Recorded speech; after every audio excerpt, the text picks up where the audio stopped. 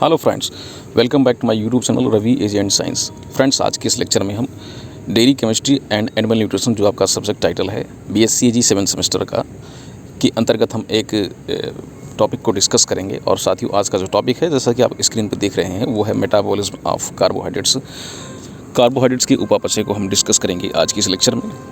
तो कार्बोहाइड्रेट से रिलेटेड कुछ इंपॉर्टेंट्स, कुछ फैक्ट्स को हम डिस्कस करने वाले हैं इस लेक्चर में। तो वीडियो लेक्चर को स्टार्ट कर रहे हैं, पर स्टार्ट करने से पहले एक बार उन नए साथियों से, उन नए व्यूवर से जो फर्स्ट टाइम इस लेक्चर को देख रहे हैं, जिन्होंने फर्स्ट टाइम इस चैनल पर विजिट किया है, अगर उन्होंने चैनल को सब्सक्राइब नहीं किया तो चैनल को सब्सक्राइब कर लें, बेल आइकन को हिट कर लें, ऑल नोटिफिकेशन ऑन कर लें, जिससे जब भी हम कोई नया लेक्चर लेकर आएँ तो उसकी नोटिफिकेशन उन्हें सबसे पहले मिल सके और वो उस लेक्चर से ज़्यादा लाभ ले सकें।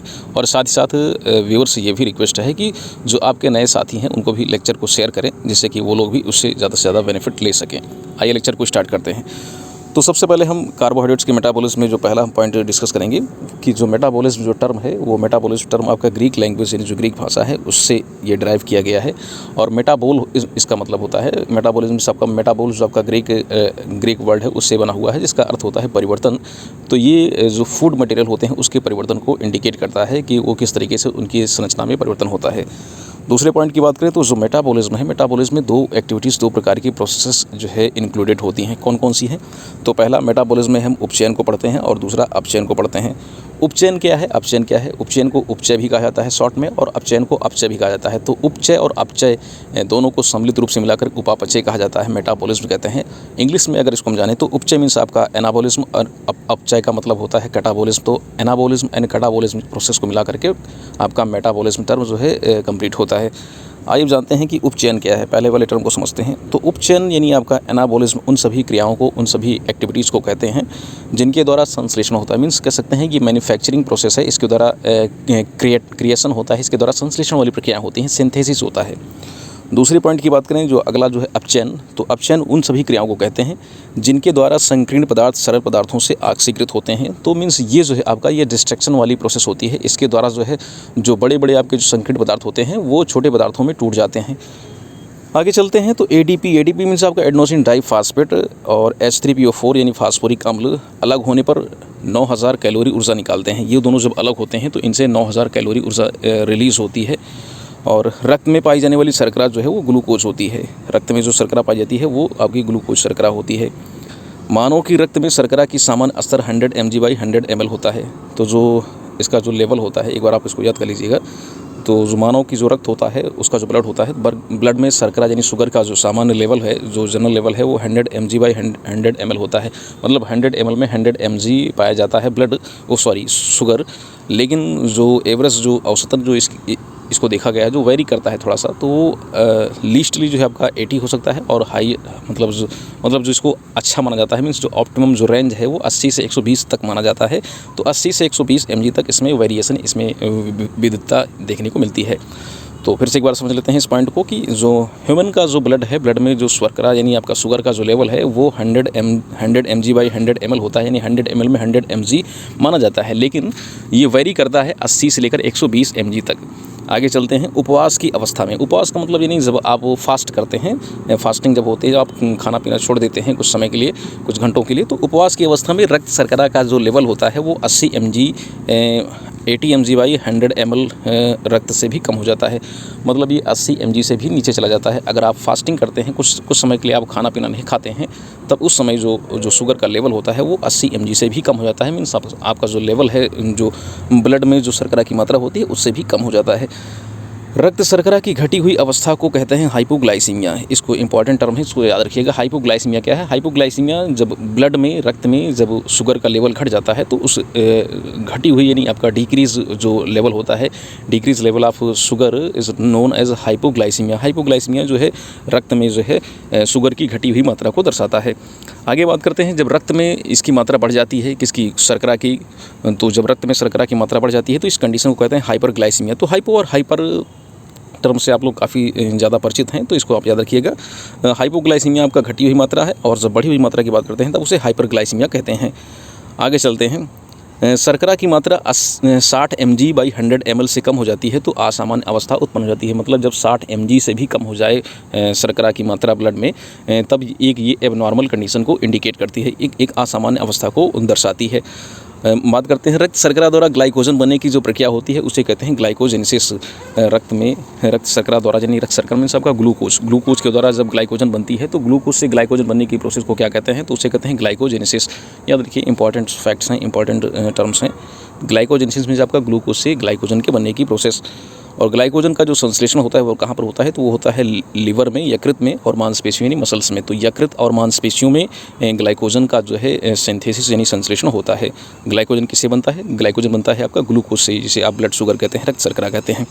आगे बात करते हैं ग्लूकोज के अतिरिक्त अन्य शर्कराओं द्वारा भी, जो ब्लड शुगर यानी ग्लूकोज है, इसके साथ साथ अन्य और भी अदर शर्कराएँ हैं, अदर भी शुगर हैं जिनके द्वारा ग्लाइकोजन का निर्माण होता है। तो जैसे कुछ शर्कराएँ हैं, जैसे आपका फ्रैक्टोज, मैनोज और गैलेक्टोज, ये शर्कराएँ भी जो है निर्माण करती हैं। किसका निर्माण करती हैं? तो ये निर्माण करती हैं आपका ग्लाइकोजन का। तो ग्लाइकोजन का निर्माण फ्रैक्टोज के द्वारा, मैनोज के द्वारा, गैलेक्टोज के द्वारा भी होता है। मेजरली ग्लूकोज के द्वारा इसका सिंथेसिस संश्लेषण होता है, लेकिन इसके साथ साथ ये फ्रैक्टोज, मैनोज और गैलेक्टोज, इन शर्कराओं के द्वारा भी इसका संश्लेषण होता है। पायरुविक एसिड, एसिटिक अम्ल और हाइड्रोक्सी एसीटोन फास्फेट एवं ग्लिसरॉल्डिहाइड फास्फेट भी ग्लाइकोजन निर्माण में भाग लेते हैं। तो ये सब भी कुछ ऐसे अवयव हैं, कुछ ऐसे कंपोनेंट हैं जो ग्लाइकोजन को सिंथेसिस करते हैं, जो ग्लाइकोजन का निर्माण करते हैं। तो इनको भी आप याद रखिएगा, पायरुविक एसिड के द्वारा, एसिटिक अम्ल के द्वारा, हाइड्रोक्सी एसीटोन फास्फेट के द्वारा और ग्लिसरॉल्डिहाइड फास्फेट, ये सब भी ग्लाइकोजन निर्माण में भाग लेते हैं, पार्टिसिपेट करते हैं। आगे बात करते हैं कार्बोहाइड्रेट के अतिरिक्त दूसरे अवयव। कार्बोहाइड्रेट के साथ साथ और भी अगर कुछ दूसरे प्रकार के अवयव हैं, जैसे कि लैक्टेट, पायरुवेट और ग्लिसरॉल, प्रोपियोनिक या glucogenic amino acid and fatty acid, इनके द्वारा भी, तो कार्बोहाइड्रेट्स के द्वारा अगर ये अवयव भी, ये कंपोनेंट भी जो है ग्लूकोज अथवा ग्लाइकोजन की निर्माण करते हैं, अर्थात इनके द्वारा भी ग्लूकोज अथवा ग्लाइकोजन बनता है, तो इसे कहते हैं ग्लूकोनियोजेनेसिस। इसे क्या कहते हैं? तो इस टर्म को भी याद रखिएगा, ग्लूकोनियोजेनेसिस। ग्लूकोनियोजेनेसिस क्या है? तो कार्बोहाइड्रेट्स के अतिरिक्त अन्य पदार्थों के द्वारा, कौन से अन्य पदार्थ? जैसे लैक्टेट हो गया, पायरुवेट हो गया, ग्लिसरॉल हो गया, प्रोपियोनिक हो गया, ग्लूकोजेनिक हो गया, एमिनो एसिड या फैटी एसिड, इन सब के द्वारा भी ग्लूकोज अथवा ग्लाइकोजन की बनने की जो प्रक्रिया होती है उसे क्या कहते हैं? तो उसे साथियों कहते हैं ग्लूकोनियोजेनेसिस। इसको भी याद रखिए, इंपॉर्टेंट फैक्ट है। आगे बात करते हैं रक्त ग्लूकोज का स्तर सामान्य से काफ़ी कम हो जाने पर यकृत एवं मांसपेशियों में संचित जो ग्लाइकोजन होती है उसको ग्लूकोज में परिवर्तन कर दिया जाता है। तो इस प्रोसेस को जो लीवर में या जो मसल्स यानी मांसपेशियों में जो ग्लाइकोजन है उसको जो है कन्वर्ट कर दिया जाता है, किसमें? ग्लूकोज में। तो इस प्रोसेस को क्या कहते हैं? तो इसे कहते हैं ग्लूकोजेनोलाइसिस। इसे कहते हैं ग्लाइकोजेनोलाइसिस।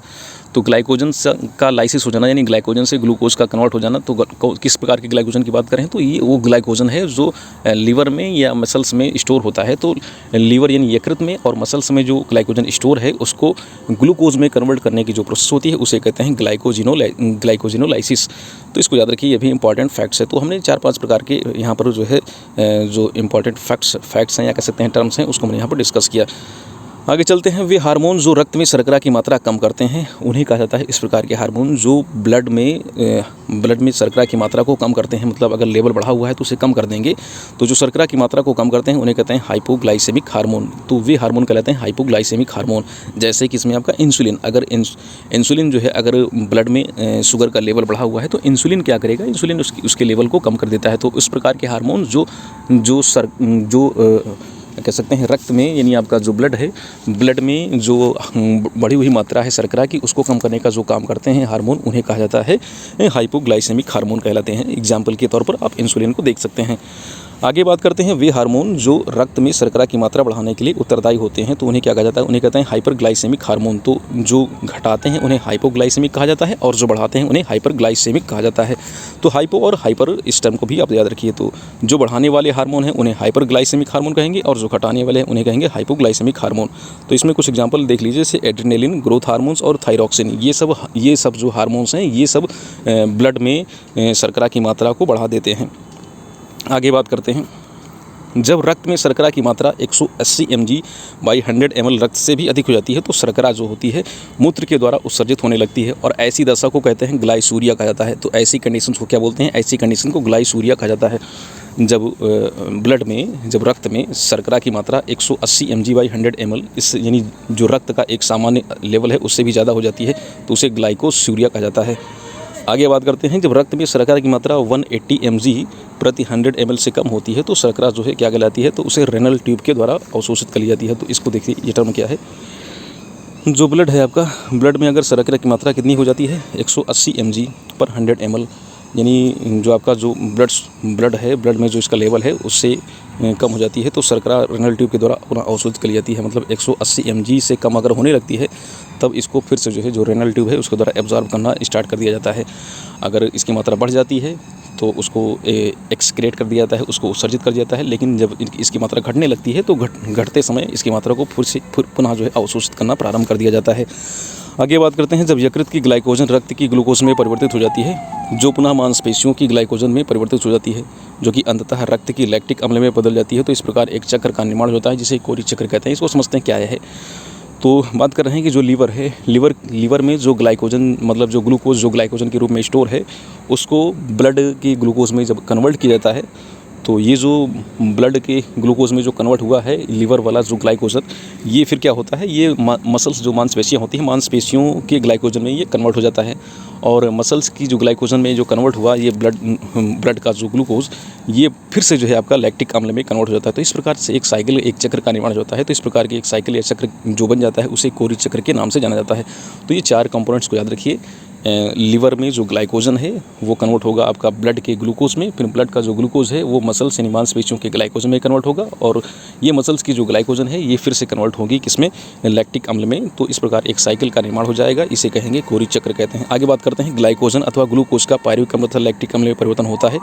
जो परिवर्तन होता है उसे क्या कहते हैं, तो इस प्रोसेस को कहते हैं ग्लाइकोलाइसिस कहते हैं। तो ग्लाइकोलाइसिस क्या है, ग्लूकोज का या ग्लाइकोजन का जब पायरुविक अम्ल में कन्वर्जन होता है, जब परिवर्तन होता है तो इसे कहते हैं ग्लाइकोलाइसिस। तो ग्लाइकोलाइसिस क्या है, ग्लाइकोलाइसिस है आपका ग्लूकोज अथवा ग्लाइकोजन का पायरुविक अम्ल या लैक्टिक अम्ल में परिवर्तन।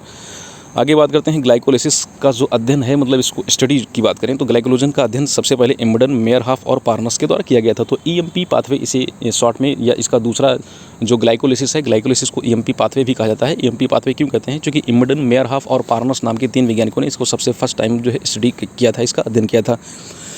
आगे बात करें ग्लाइकोलाइसिस में 10 स्टेप होते हैं, 10 चरण होते हैं और जिसके फलस्वरूप 2 पायरुविक अम्लों का निर्माण होता है।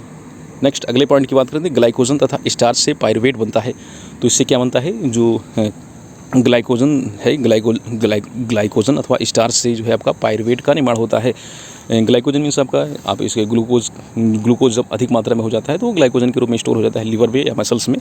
तो ग्लाइकोजन के द्वारा या स्टार्च मीन्स आपका मंड, तो ये भी आपका स्टोरेज फॉर्म है। जो अब बात करते हैं इसको थोड़ा समझा देते हैं। ग्लाइकोजन जो है आपका जब ग्लूकोज की मात्रा बढ़ जाती है तो जो एनिमल्स होते हैं, जो जंतु होते हैं, जंतुओं में ग्लूकोज जो है बढ़ी हुई मात्रा ग्लाइकोजन के रूप में स्टोर होती है, मतलब उसका स्टोरेज फॉर्म है। और प्लांट्स की बात करें पौधों में या फिर फंगस की बात करें कवकों में, तो इनमें जब ग्लूकोज की मात्रा बढ़ जाती है तो वो फिर ग्लाइकोजन के रूप में स्टोर नहीं होती है, वो स्टार्च के रूप में स्टोर होती है। तो ग्लाइकोजन और स्टार्च से क्या बनता है, इनसे बनता है पायरुवेट या जिसे आप पायरुविक एसिड कहते हैं। आगे बात करते हैं जंतुओं में एंजाइम के कुछ ऐसे समूह उपलब्ध होते हैं, कुछ ऐसे ग्रुप्स होते हैं जो ऑक्सीजन के अनुपस्थित में एक अन्य वैकल्पिक पथ द्वारा ग्लूकोज का ऑक्सीकरण करते हैं। तो एक अल्टरनेट पाथवे भी है जिसके द्वारा जो है ग्लूकोज का ऑक्सीकरण किया जाता है। तो इस पथ को या इस कह सकते हैं इस चरण को क्या कहा जाता है, इसे हेक्सोज मोनोफास्फेट स्टंट के नाम से भी जाना जाता है, या इसे शॉर्ट में HMP स्टंट भी कहा जाता है। इसे वैकल्पिक पथ कहते हैं, या ऑक्सीडेटिव पाथवे कहा जाता है, या इसे पेंटोज पाथवे के नाम से भी जाना जाता है।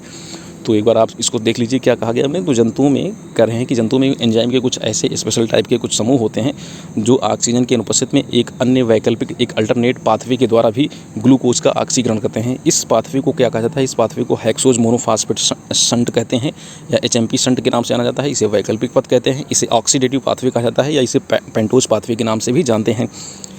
इस पथ या कह सकते हैं इस पाथवे का सर्वप्रथम जो अध्ययन किया गया था वो वारबर्ग के द्वारा 1935 में और डिकेंस के द्वारा 1938 में किया गया था।